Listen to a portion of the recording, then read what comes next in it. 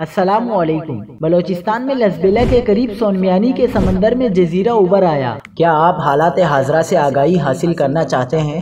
خبر کے پیچھے چھپے اصل حقائق جاننا چاہتے ہیں تو ابھی سبسکرائب کیجئے جلمل پاکستان کو اور ساتھ ہی گھنٹی کے نشان پر کلک کر دیں۔